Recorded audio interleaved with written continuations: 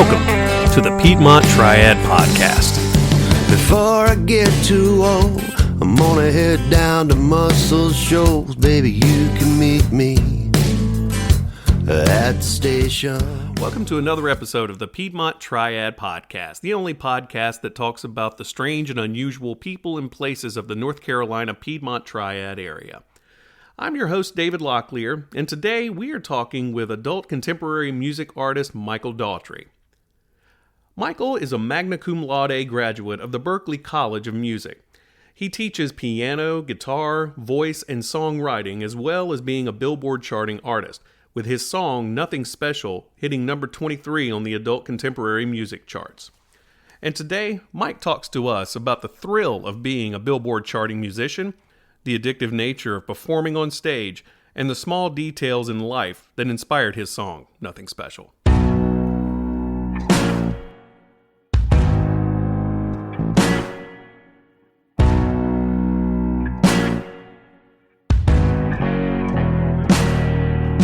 Sometimes nothing special is everything to me. My blanket wears some tatters, but sends me right to sleep. Some amethyst, a low thread count, but each one counts to me. 'Cause sometimes nothing special is everything I need.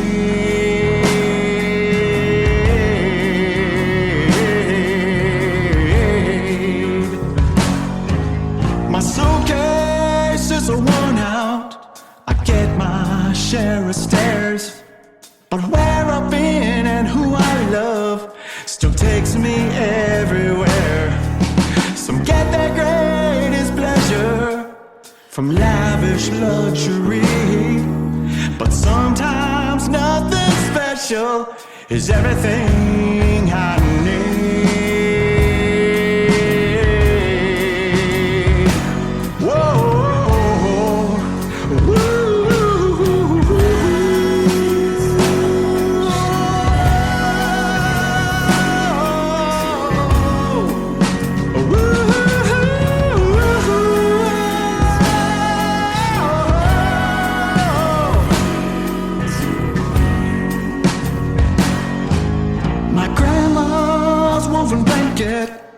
My grandpa's luggage set, they take me so much further than trains and cars and jets. 'Cause in the end that feeling will last eternally.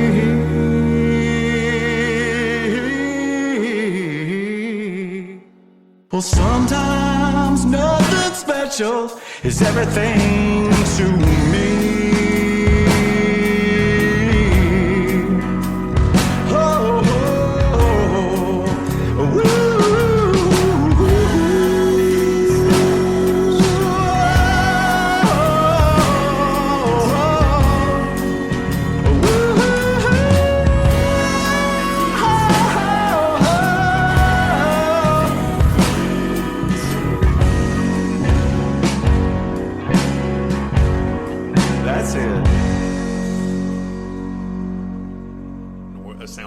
Yeah, well, let me tell you a little something happened Wednesday. So I'm helping out on keyboards with, down in Fayetteville, the Cape Fear Regional Theater is doing Addams Family Musical. Mm-hmm. And halfway into the second song, everybody's headphones, like, all of a sudden we just heard this, and, like, something just happened with the board. And, like, it's funny because the music director, he's been there 7 years, and he was like, I have never heard anything this bad. And like, it deepens my respect for you sound people, because y'all have these jobs that, like, if you're doing a good job, no one's complaining. Right. You know what I mean? You're like the silent service kind of person. You know, you're not up front doing your thing, but if you're doing a good job, then it's like you still don't get the recognition. So, so my hat's off to y'all. Well, it's frustrating because all of this I've had to learn kind of on the fly, just because I was interested in doing this. And like trial and error. Yeah. And I mean, it's one of those things that Jenny tells me often. She's like, most people don't notice or care what you're talking about, because I'll go, oh, that sounds like shit. Oh, that sounds terrible. And she's like, okay. She's like, what? Yeah, that makes sense. I love that. Yeah. So it's it is an underappreciated. I've definitely gotten an appreciation for like producing and all those kinds of things. I mean, you've probably had some experience with that. I I'm respect sure. it. I know just enough to be dangerous, as they say. Just enough to be dangerous. Right, yeah. Well, speaking of danger, you have released a dangerous new EP with a single. Yeah, it's pretty cool. I mean, dangerous is actually just adult me being contemporary ironic. dangerous. Right. Yeah, like stuff, music that you'll hear at the grocery store. Dangerous. Right. Yeah. So the song's called "Nothing Special." Mm-hmm. It was part of an EP that I released. The EP was released in September, and it was titled "Other Side." And of course, people can hear it. I'm a typical independent artist. I'm going to constantly market my music. Absolutely. So the EP you can hear on Spotify or Amazon Music or any of the listening platforms, or Ask Alexa. But "Nothing Special" was a single that we released back in June, the end of June. And we did kind of an aggressive radio campaign that did really, really, really well. I saw that. I saw where you were posting that. It looks like it got a lot of traction when you guys did that. That's fantastic. Yeah, it's I credit it to, it's like when someone says, why do you think it did so well? Well, as my marketing manager likes to say, it's first of all the song, and I'm not bragging, but it just was a great song. I enjoyed writing it. I don't take credit for all the writing because I'm one of those people, like I feel like songs are just sort of gifted to me from the universe, but partially. You still have to work it out. You have to work out the kinks. But this song was released kind of in the middle of the summer, which a lot of songs, when I talk to other artists and if people ask about strategy and things like that, it's always about standing out and sort of being different from the crowd. That's how you get noticed. So this song was a very familial, kind of sentimental song about like my grandparents and the things that they left me, and just sort of going through old things and things like that. And so it's funny because, and this could be a song for another or topic for another podcast, but the other song that sort of did really well last summer was "Fast Car." The Luke Combs country song. Oh, yeah. And so both of those songs we feel like did really well because they stood out. They weren't the typical summer party banger songs, Right. Yeah. So we feel like that, and of course just being aggressive and it being, well received and all that stuff. So it just gained a lot of traction. My big goal was Billboard, please. Oh, yeah. And so, I was just hoping to crack the top 100, that was the goal. But then when I kind of got in it, my manager, she was like, well, the way your genre works is it only registers if it's in the top 30. And I'm like, ooh. Really? Yeah. Man, that's a tough ceiling to crack. Yeah, it is. So I'm like, adult contemporary, top 30. I'm like, we're not going to get there. I'm like, there's no way. And she was like, well, let's just run the campaign, see how things go. And so it got on what are called the iHeartRadio charts. Right. So if you've heard, a lot of radio stations are part of that iHeartRadio group. And so it kind of got in there first, and then I got some charting where it was the number one. I was the number one independent artist for 4 weeks. Nice. For adult contemporary. And then finally, after about week 7 of the 10-week campaign, it cracked Billboard at 28, and then it spent 2 weeks at number 23. That's awesome. So, how high exactly were you off of that? I'm sure you could just, if you were a drug addict, I'm sure you could abstain after that. I could have, yeah, that would have been it. That would have been the pinnacle. So, it was, well, it's funny because honestly, I don't know if it's anxiety, but just the desire to get that was, I had to kind of pull back a little bit sometimes mentally and just say, if it happens, it happens. If it doesn't, it doesn't. So it's definitely an emotional roller coaster. Right. Yeah. It's definitely one of those. So, but we did it. It happened. Of course, some of my friends are still like, "Are you sure that it happened?" I'm like, "All right, so keep it on." I keep the screenshots on my phone, and I do have the plaque. Oh, of course. Now that's tangible legitimacy right there. Yeah, the what do you call it? Just the trophy. For the kid who never won a trophy like me, I mean, I was like, I did not grow up in the participation trophy era. Yeah. So I was definitely like to find out, oh, I get a plaque. That was pretty cool. So anyway, that's coming in a few months.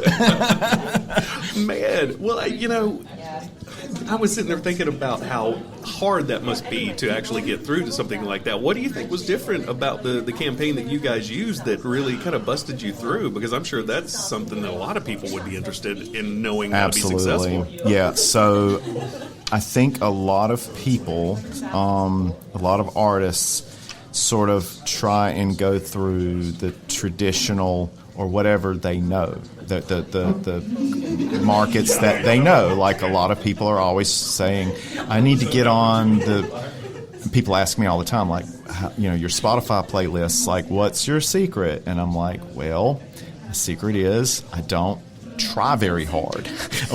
I mean, my secret is, or I find people that I know are going to like this kind of music, and I stay away from the people that, because I don't want criticism for somebody who doesn't like this kind of music. Right. It's like useless knowledge, if that makes sense. So just kind of staying the course, finding the people that like this kind of music, and also non-traditional avenues. So our avenue was more like secondary radio markets, independent stations, college stations, that, instead of trying to get the big markets, because the big markets are pretty much that real estate it's you just can't get in there. I mean, it's major label stuff. And as an independent artist, it can be extremely difficult. So we kind of went in with this sort of like what I call the smaller radio markets, but it they would play the song multiple times a day, and when you get that in a if you have 30,000 people hearing a song a few times a day, that's how it happens. Yeah. Well, that's pretty cool. It is pretty cool. I mean, and I've heard that often, that trying to get into a clear channel type of a market, yes, those kinds of market is just kind of pointless at this time. It is, especially if that's like if you're going for that first. I actually did. The song did play on a few Clear Channel stations, which was awesome. Yeah. But we didn't go for that at first, because Clear Channel is like, I kind of liken it. So in the theater world, I was just having this conversation with some friends of mine.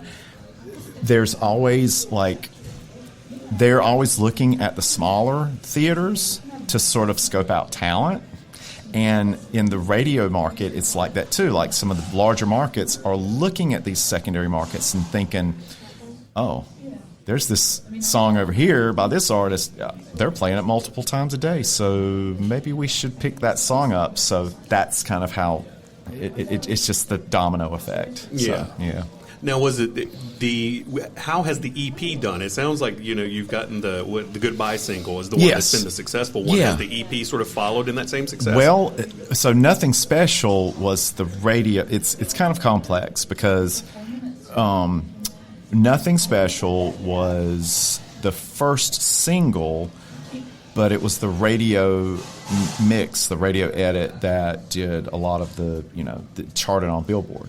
The EP itself is doing really well, and Goodbyes is actually the most successful single off of that EP. Even though Nothing Special is on that EP, I feel like it's like. And to be honest, I probably, because I'm like, if you're an independent artist, it's kind of like it's not kind of like, it is, you're running your own record label. So I personally have not marketed the album version of Nothing Special heavily because I want as much attention and laser focus on the radio edit, the radio single, so that it would get the most traction. So. Yeah. Well, I was going to ask you about that because I did notice that there was one standout section between the single version and the EP version of Nothing Special, and it seemed like the main thing I noticed was just sort of your banter. Yes. Is there other things besides that? That was That was the first thing they cut. No, I'm just playing. There are things when you're an artist, and if your goal, like mine, was to chart on Billboard, you have to listen to other people who have done it. That's a big piece of advice out there, songwriters and artists. Like, don't take advice from people who haven't accomplished the goal. Take advice from the people. So anyway, I did almost make two versions of that song. Yeah, it was very. The album version is a lot more what was originally conceived. With the I kind of do a little sermon at the end. Yeah. There's a lot more gospel feel to it. There's a piano. The radio version is a lot more in your face, and the production is very stark. Because in the radio market, it's all about piercing, getting your attention, right? But in the album, it just sort of it lays in between songs, right? Because the album was somewhat of a concept album, and it kind of dealt with like I'd gone through a lot of bad things. My dad passed away last year, and sorry. Yeah, I appreciate that. And so I was sort of dealing with a lot of things, and that process kind of like once I could get a little bit of clarity about it, I was able to write somewhat about that, and so that process became that album. But within that giant concept was this Nothing Special song that just kind of we were able to kind of, I don't know if extract is the right word, but just kind of say, okay, well that was for this period of time, and so let's go with that. Yeah, and the examples that you use in that I thought were good. The your grandfather's luggage. Yes, that was one that stuck out to me because it's so odd. But well, for example, I've got Jenny, her grandfather's. We've got two of his old tennis rackets and a golf club on the wall of my bar that I have. And it was one of the golf club in particular. She almost let go at a yard sale, and at the very last minute, she panicked. And she was like, no, I cannot let that go. That's his. And so the luggage thing really kind of brought me back to that. I love that, and it's kind of funny. Luckily, all of these, the examples in the song were really happened. My granddad had. I'll this is telling you how old I am too. So this was kind of like in the 90s, whenever sort of thrift shop, that was kind of a thing where people were wearing like thrift store clothes a lot, and so I carried my granddad's suitcase back and forth from some trips I did in Boston because I went to Berklee College of Music. So I would go back and forth and take this old, and people would stare at me because they're like, "What's going on? This is like really old luggage, and what's this guy doing?" So, but those were all things that kind of made the song interesting, I feel like. So Yeah, and I think a lot of people can relate to that on some level. There's there are little things in your house that on a technical and monetary level, they're worthless. Well, but they mean a lot to you. Yeah, and I'll say that so when we were doing one of the really cool things that happened this summer, we were on a show called the Jim Brickman Show. And if anyone knows the artist Jim Brickman, he's like an adult contemporary artist, a piano player. He was, speaking of the 90s, he was like really huge back in the late 90s. But who did he play with somebody? I know that name. I know he did. I want to say, this is bad. I'm not going to say because this is a podcast and it's forever. No, it's okay. There were some artists. He was a big name artist. He played with. So, okay. Yeah. I was like, I know that name. It's anyway, Googleable, but so anyway, Jim Brickman, he does a radio show. It's a little formatted like John Tesh, his show. So they just sort of talk about just sort of safe, family-oriented topics. But anyway, the producer called and, was like, we're going to have your song on our show and spin it for a few weeks. And, when I told the story behind the song, like the producer he was like, this is going to go really well. He's like, because Jim and I both can talk about things that like both of their grandmothers like had knitted them, like blankets and Afghans and things like that. So we knew it was something that people could relate to, and so that only helped. Yeah, and tapping into the universality of an audience it's so hard to do. It is. It's better if you don't try it, and it's cool that you didn't. And I didn't try it. Yeah. So the story is basically during the pandemic. When we were all just looking for stuff to do. We didn't, we had time on our hands. Oh, were we bored? Yeah, we were bored. And so I was going through old stuff in my parents' attic and, found this stuff and just, I don't know, that was just sort of like I almost heard the song as I was going through the stuff. I'm a kook when it comes to like songwriting. Like I kind of feel like these songs just kind of like I have a little inside radio in my brain, and so the radio just started playing that song. Well, it's funny because when I was listening to it, I guess it was about the second or third time I listened to that song, I realized... You've listened to this song 2 or 3 times. I'm already a big fan of yours, David. Thank you. I like doing a research, and being a fan is always a good thing. We love that. Win-win.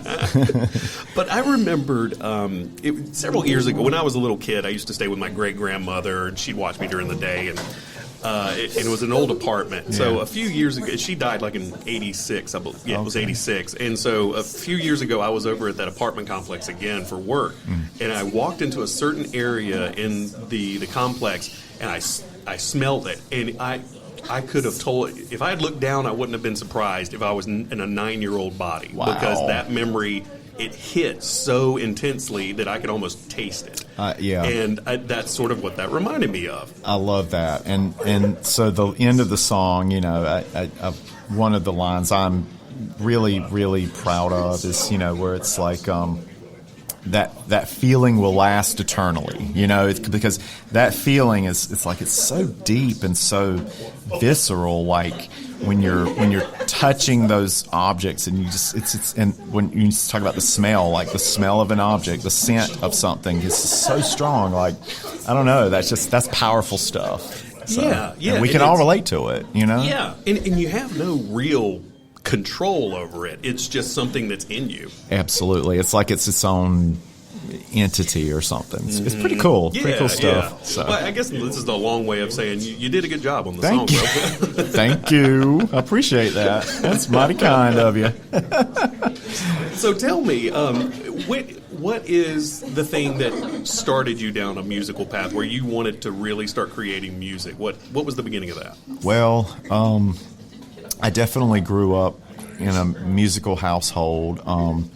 It's funny because my mom, years later, sort of confessed that she was in like a folk group, a vocal group, when she was in college. We didn't know about this all through growing up. She didn't confess it until we were like in college ourselves. But both sides of my family have like a lot of love for music, but no one did it for like a living or, like that kind of thing. But I was just always gravitated towards the piano, and I like making up songs in my head. Of course, they were really bad, really, really bad. But my grandma encouraged my parents to have me take piano lessons. I wanted to take guitar and drum lessons. But back in my day, and where we grew up in a tiny town, Newton Grove, we didn't have any of those teachers. Like, it was piano teacher or bust. That was when you took music, you took piano. So anyway, I'm totally glad I did. But just kind of went down that path. And then after high school, I started out at UNC, and then I transferred to Berkeley after that. Okay. Yeah. Okay. And then when you went to Berkeley, did you have any epiphanies there, or was it just a learning process? So Berkeley was definitely, it was a humbling experience, because I was no longer like the big fish in the small pond. Like, there were people there that were doing things, and, I sort of was like, holy mackerel, these people are like amazing at what they do. But then I could step back a little bit and say, well, I'm doing my thing too. So I knew then that I wanted to do it as a living and as a career, and that sort of solidified, because I was like, well, I don't know how I'm going to do it, but somehow I'm going to do it. Yeah. It's like, there's got to be a path. Other people do this. Yeah, other people are doing it. I'll just figure out. And once again, you start like hanging out and, trying to be, and trying to find older folks that have done it or are doing it, and just sort of being like, what are the steps I need to take? Like, how do I do this? That's important. That's important for folks who are wanting to, what I call a living creative, where you make your living doing, your whatever art, if it's, I don't care if it's theater, dance, music, whatever. I feel like that's important to kind of know early on, because it ain't easy. Right. That is for sure. It ain't easy. So, but that's kind of the path that I took. Yeah. And with the music that you create now, adult contemporary, is that something you've always leaned towards, or is it just that, are you really good at making that and you prefer a different type of music? It's funny, because when I listen to music, I either listen to sort of like Steely Dan and kind of what they call yacht rock. Yeah. That's a big thing that I like as a grown-up. I kind of kid around, if you're from our generation, it's sort of like the show MASH. Remember the show MASH? Oh, yeah. So, like, if you're a kid and you watch MASH, it's like, are you a kid? Like, certain things are just sort of more tailored for grown-ups. Yeah. And so, to me, like, when I heard like that Steely Dan and maybe Doobie Brothers and that genre of music, that late 70s, early 80s stuff, as a kid, I didn't really like it that much. I kind of liked, I don't know, like rock and roll, like classic rock, Pink Floyd, and just more direct rock and roll, if you could say. Elton John. I kind of feel like I hear that in there. I definitely am an Elton John fan, and Billy Joel, and I like Bruce Hornsby a lot. Oh yeah. Yeah. I'm actually kind of leaning in on his influence somewhat with my new EP. Just sort of like, it's going to be more piano driven and things like that. But anyway, those are all, I'm a typical musician. I'm just all over the place, and I'm easily bored with what I listen to. Well, it's kind of funny, because a great deal of what I listen to is it's like heavy metal. Yes, I did my research, just enough research to know. I'm so glad that you asked me to be on. I feel like I'm an honorary member of the. Yeah. But you would be surprised if you named a few metal bands. I've probably I mean, I haven't seen a ton of metal, but what are some bands that you like, David? All right. Well, let's see. I won't go too far into the deep end. I will say, like right now, I've been listening to a local band called Doomsday Prophet. I just had them on the show. I've heard of them. Ago. Yeah, they're great. And they're great. Just very low end, grumbly. Like if you're having a bad day, it'll make it worse in a good way, type of a thing. You know, where you're in a bad mood, and you just want to be in a bad mood. Yes. Very good soundtrack. Yes. That's what I've been listening to. And so it was like when I went from listening to that. And then I'm not kidding. I switched over to yours. Oh wow! I literally had to shift my brain for a second because I was like, your music was more startling than that. Wow. If you can believe that, because That's I was amazing. coming from such a weird place. So it was like, okay, I shifted my brain. Now I can hear it the way I think Mike wants me to hear it. Yeah. And it's but. I'm one of those types of people. I think if I tried to create music, I would make terrible heavy metal music. Like I know everything about it, and it would suck. You know, so I wonder if you have that kind of thing. I'll throw out a few and my brain is running through, but I've heard some Lamb of God that I really like. Oh, yeah. They're great. Yeah, they're Lamb of great. God's good. I like if it's metal, I like it a little on. And I usually don't like prog rock personally, but I like progressive metal. That's kind of a cross genre thing that I tend to like. It's an interesting crossroads there. Metal with a brain. You know, Yeah. I'm kind of into that stuff. That's kind of interesting to me. But and it's hard to pull off those kinds of technical sounds and making it accessible to an audience, because I've heard plenty of really technical sounding music that I can appreciate, but I'm bored out of my skull listening to it. Right. It's definitely hard to pull off in a live setting. That's for sure. Yeah. Well, tell me. I wanted to ask you a couple of questions about some of your other songs. Sure. Oh, okay. So the one that stands out to me out of the songs that you have has got to be "Save Me Some." How do you say her name? Is it Tishmone? Tishmone. Tishmone. Yeah, you got Okay.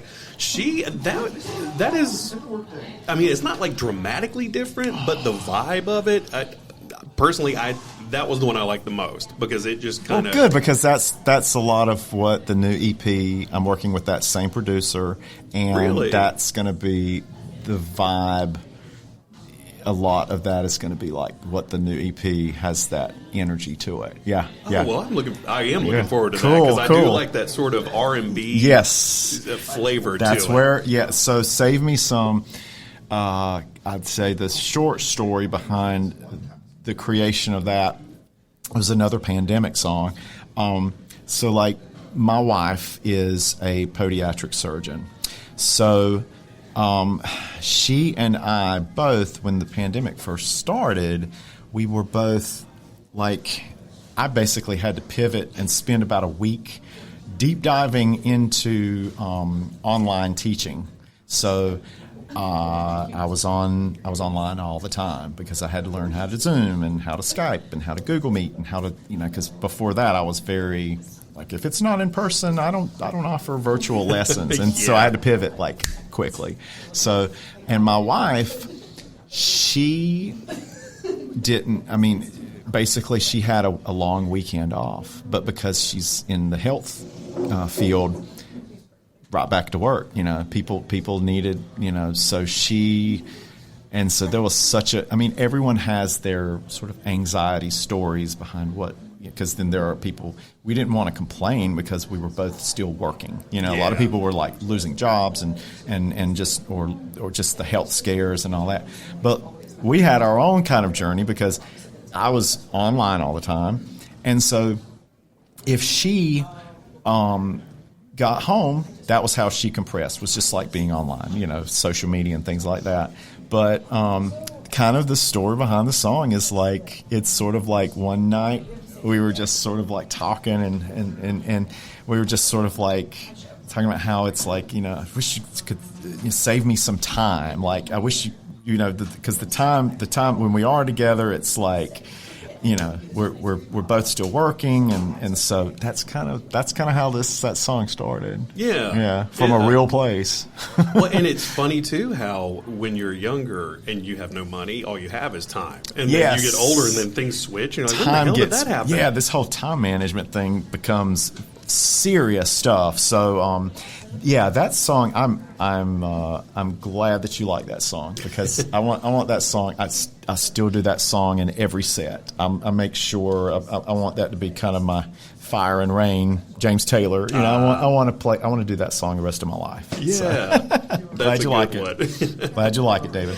So, are you? You said you're actually planning on working with her again on this upcoming EP? Well, Tish, I'm hoping to work with her on some other projects, but the producer, Adam Clark, I will be working with him on the project, and I'm heading up to New York in a couple of weeks at a place called Lounge Studios. Some really big hip hop artists have recorded there. I know Drake and Jay-Z. It used to be, years ago, it was a studio more for pop and Broadway. They would record Broadway shows and stuff like that at this studio. But long and short of it, I'm heading up to New York in a few weeks, and we're going to do some tracking, things that we want to do live. Mm-hmm. So Adam's based out of New Jersey, so we're going to meet up in New York City and for a couple of days, do some tracking there, and I'm excited about that. I haven't been to New York in a couple of years, so I'm here we go. I'm going to have to put on my my big boy hat and just say, all right, here we go. Are you going to try to grab maybe a couple of gigs while you're there? I'm not this time, because it's a 3-day trip, and I'm making up for it because I have a really good gig that weekend that's going to basically pay for the trip. Oh, okay. All right. Now that's cool. So, I'll be gathering my energy for that and that kind of thing. But I'm really excited. Like I say, New York is definitely its own city. It has such an energy, and I'm just looking forward to. And I have a few friends, of course, that I'm gonna that I haven't seen in a while that live up there. I'm gonna visit, and so it'll be just like every trip to New York. It'll be action packed. Yeah. Every time we go to New York City, it is.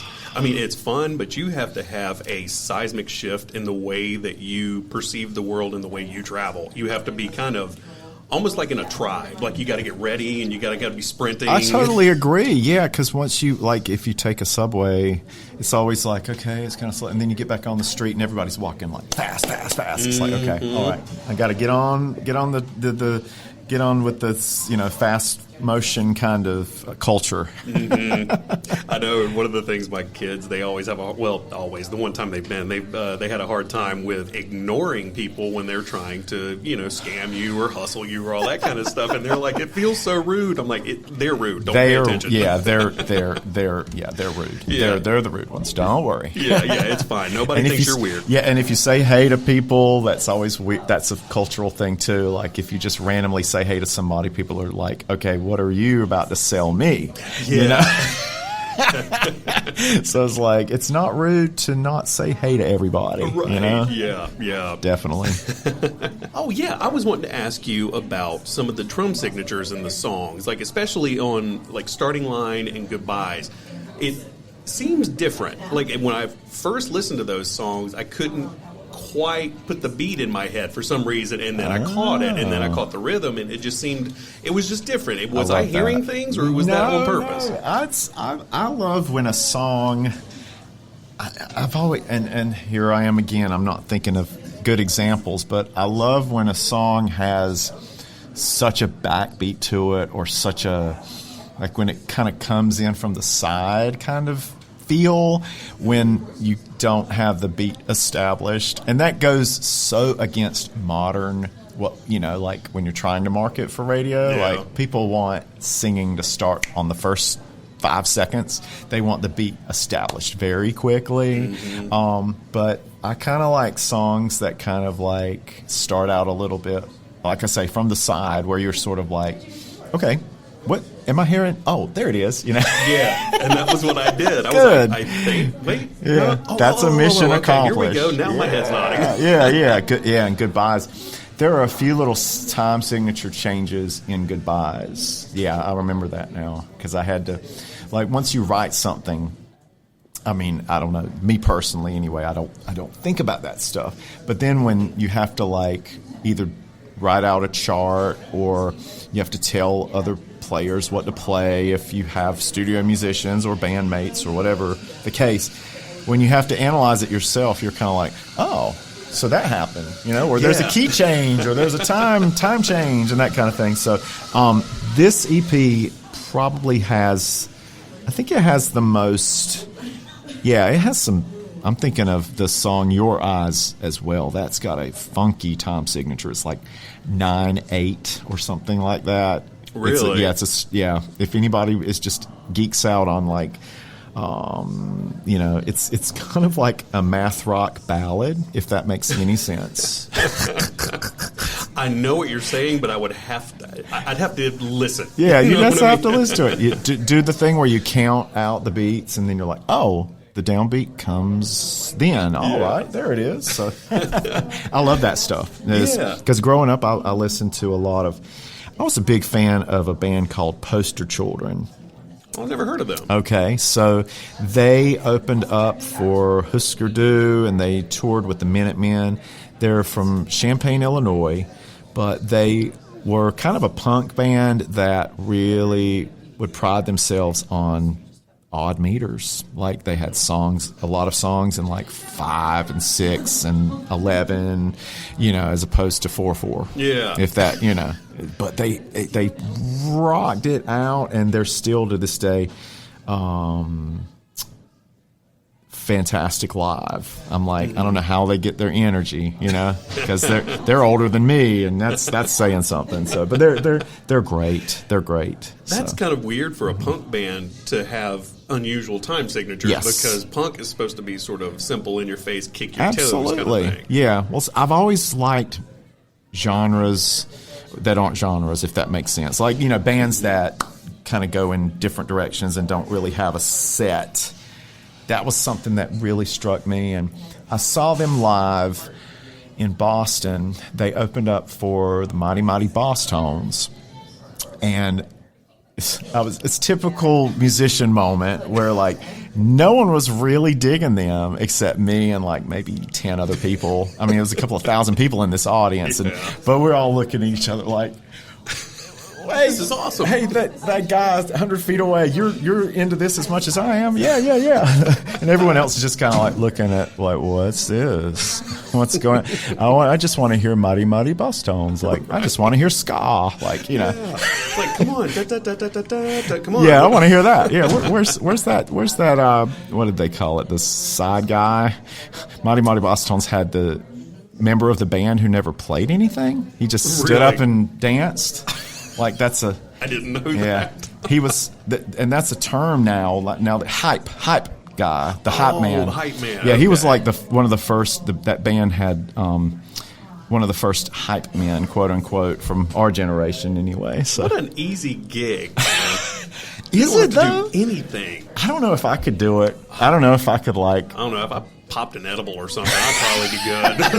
I'd probably dance for hours. That might help. Yeah. But I'm sitting there thinking, like, if everyone else is up on stage playing and I'm not playing, I'm just like doing the dances and stuff like that. I don't know. I don't think I could do it. Yeah, not sober for me. I would be way too self-conscious. My anxiety would shoot out the roof. But yeah, you give me some kind of a substance, I'd be down. I'd be like, yeah, let's boogie. I love it. Let's go. Yeah. But that Poster Children were one of those bands that I don't know. They were so good live. My wife and I saw them in Washington, D.C. maybe 5 or 6 years ago, and they still have it. Man. Well, talking about live shows, how many shows do you usually play about a year? In a year, I'd rather think of it in a month. I usually do about 8 to 12 shows a month. Nice. Yeah. That's really good. Yeah, I'm pretty regular. Do you stick pretty much to the North Carolina scene, or you get kind of regional and whatnot? I get regional. I stay in North Carolina mostly because there are so many markets, so many places. Wilmington, Fayetteville, the Triangle, and I play down in Charleston area maybe every couple of months. I play in D.C. a couple of times a year. So I'm actually planning a tour with two really great singer-songwriters, Emily Burdett and Ari Papalardo. We're going to plan a sort of a mid-Atlantic tour in April. So we're in the planning stages of that. Really? Very so is exciting. it going to be your solo music that they're coming along with? Or is it... We're the three of us we're banding together, so it'll be like a triple bill. Oh, what are you going to be doing? Are you playing? I'm going to be of course some you're of playing. everything. Some of everything. I'll be supporting them because the only thing I don't do is a full drum set. The whole foot-hand coordination thing never really worked for me. Right. Yeah. Now I can play percussion, hand percussion, things like that, but once my feet get involved, I'm like, forget it. So we're just going to be like kind of supporting each other, the three of us on that. So we're in the planning stages, as I say, but I'm looking forward to doing I'm still a dad, and I still don't want to be gone for long periods of time. So it might be about a 10-day tour. Oh, okay. Yeah. The older I get, the less tours and things like that appeal to me. Yeah, that's kind of a Just young me. person's game. It is. Now it's funny because I know some guys. I have some really good friends who are like in Japan and Europe right now, still doing their thing, but it's just not for me. Yeah. That's not for me. Yeah, see, 10 days sounds like a palatable amount of time to be gone, but getting 3 beyond months. that, ugh. Yeah. I hear about those tough. bands, like, what is it, Kiss doing a 2-year tour? I'm like, how much can't. money do you need, man? I know. Well, I guess a lot of it, David, is that feeling, and you do get sort of attached, or I don't know if addicted is the right word, but you get drawn to that feeling, and when it's different audiences, it is cool for you to get the reaction of people hearing your music live for the first time, or even if they've seen you several times, that sort of just that feeling of like, that's a good feeling. So Yeah. I don't think it's a good enough feeling for me to be gone that long. Right. Just yeah. for me. That's not my thing. Do you still, are there places that you get that feeling from on a consistent basis? I do. There's a place down in Awandagh that I love playing a few times a year called, it's Awandagh Green. It's a little north of Charleston and Mount Pleasant. They have these Wednesday night barn jams, and I have opened up for members of Hootie and the Blowfish. I've opened up for John Ford Coley, members of Cake, the band Cake. You never know who's going to show up at these barn jams. So I always do them because there's always a different crowd. But then again, there's always a few people that show up because it's like, oh, Michael Daughtry's playing, So I love a good regular gig, something like that. So yeah, those are fun. Those are the ones I tend to gravitate towards too now. I generally don't go to these large stadium shows, Right. except for my kids like much more popular bands, and so I go for that reason. But Sure. I've really over the years just grown a real attachment to the local bands, the local shows, the smaller ones, because it's just there's something much more memorable and intimate about it that I you agree. just can't accomplish in a large spectacle. And I like a spectacle like Sure. anybody else, Yeah. but my soul isn't being fed, if that makes sense. Yeah, I'm one of those people, like, I kind of have this cringy feeling when I see people doing the so like if you're on stage and you do what do they call the crowd? There's some term for it. I guess it's called the crowd selfie, when a band will turn the camera around and just like, look at all the people we play for. To me, that's, I don't know. I've never been that bothers me, David. I don't know why people do that. It's braggy. I mean, I know social media is supposed to be braggy by nature, but as an independent artist, I'm like, okay, how many of those people were there to see you, first of all? Yeah. And now that, it's that, and how many of those people are just, like sort of cheesing it up because it's like, oh, I'm having my picture taken. Like, I don't know. I feel like it's kind of like taking a bathroom selfie. It's like, it's kind of gross. Yeah. Just for me. Anyway. You're talking about how many people are there to actually see the band. I remember hearing a debate about Bon Jovi's old song "Wanted Dead or Alive," where he says, "I've seen a million faces and I've rocked them all." And I heard some guy get into a semantic argument about. He goes, "Well, I mean, probably there was a couple of boyfriends there that were not rocked. They were just there for their girlfriends, or they won a ticket. They just had something." It was like, you probably didn't rock all of them. You didn't rock them all. Let's get real. Let's. That's really cool in the change song, it to like but it's 75% rock. You rocked almost them all. Right. Yeah. Oh man! Well, I'm glad to hear that you're touring pretty regularly. Yeah. That's a pretty good accomplishment to be able to pull off. I will say, as an independent artist, it has taken years of consistency and diligence. And currently, I don't have like a regular booking manager. I work with booking entities and that kind of thing. But I'll also say, if anyone out there wants to be an independent artist, make sure all of your contracts are non-exclusive. Oh, okay. Now, what does that mean? So exclusive, whether it's a song or they want to, with publishing, it's basically where they start to own part of what you do. And by own, I don't mean own. Own is a bad word because this is lawyer speak, and I am no lawyer. So I also recommend you getting a music attorney as soon as possible. But long and short of it, the exclusive means that you can't. It's kind of like if you're in business and it's a non-compete, like you can't have your song in. You can't let other people use your song for things if it's a commercial or played, so almost like you have to get permission to share your own stuff. Yes. So exclusive means they, that's it's you don't want exclusive unless now if the song is written for the project, that can be exclusive because it's built from the ground up, right? But if someone, because think about it, people, if they want your song, then someone else probably wants your song, and you should keep the rights to your song as much as possible. So. Oh, okay. That sounds very similar to those old. Well, they might still be around, the 360 deals. Yes. A lot of places were like wanting a cut of merch, and now I hear that there are some larger venues that will try to take merch cuts and whatnot, which I think is a little obnoxious. I can't. Yeah, don't get me started on that. I will say too, one more thing about I heard an old story about. Did you ever hear about the Nike logo, the Nike check? So the famous check. It was conceived and drawn by like an art college major, and I can't remember what college they went to, but Nike basically bought the logo from that artist for like $60 or $80 or something. Man. So it's like, getting to me, it's like it's levels of gross. Like they got a college student, like a naive college student, to do this, this concept, and they should have let the student or the person have some kind of rights because it's just that's so gross. That's so dingy gross. But anyway, these industries can be kind of gross.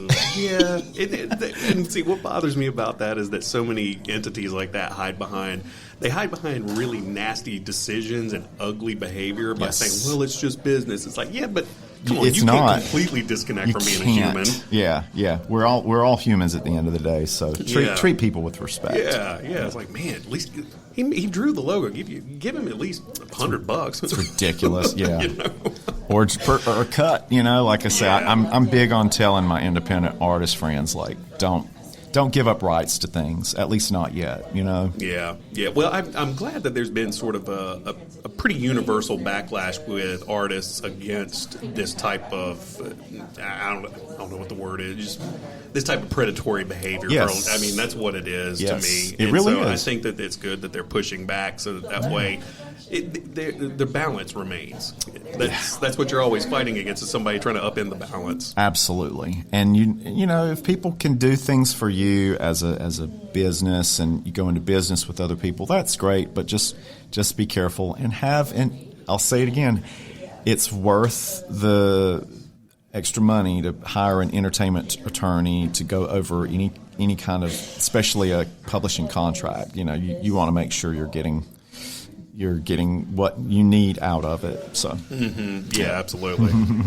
Well, man, tell everybody where they can find everything that is Michael Daughtry related, so that they can bring joy and happiness into their life. I'm into that. So, michaeldaughtrymusic.com is the main website, and Michael Daughtry Music is on all the socials. I do just enough TikTok to where I'm really bad at it. So. I don't, but I try and stay on. I try and stay in touch as much as I can through social media. If anyone really wants to dig a little deeper and a little more of a deep dive, you can sign up for my mailing list through the michaeldaughtrymusic.com website. That's where we really have fun. I have around 400 people on my list, and it's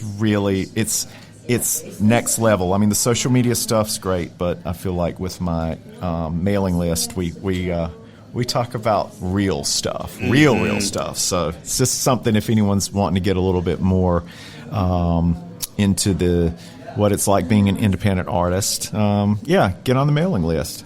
Yeah. Okay. Well, thanks for the conversation, brother. My I appreciate pleasure. you chatting with me. It was great talking to you. It's been fantastic. Thanks, man. Yeah.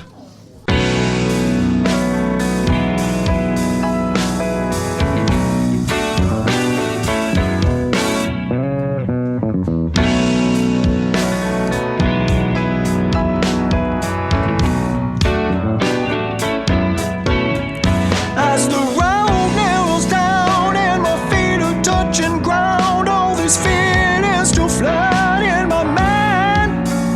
As my doubt lingers on, so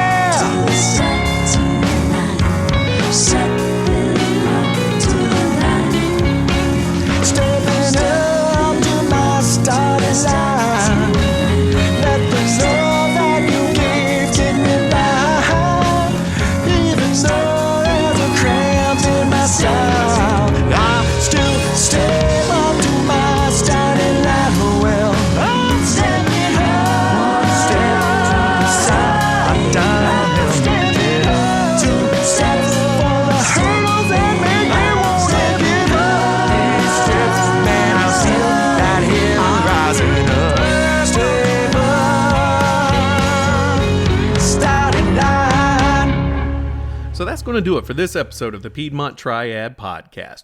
Make sure you check out Michael's website at michaeldaughtrymusic.com, where you can find all of his music and upcoming performances. On March 29th, he'll be performing at O'Donnell's Pub in Southern Pines, North Carolina. On April 15th, he'll be at the Flying Biscuit Cafe in Raleigh, North Carolina. On May 17th, Pirates Sports Bar in Spring Lake, North Carolina. And on May 18th, he'll be at the Holly Springs Farmers Market in Holly Springs, North Carolina.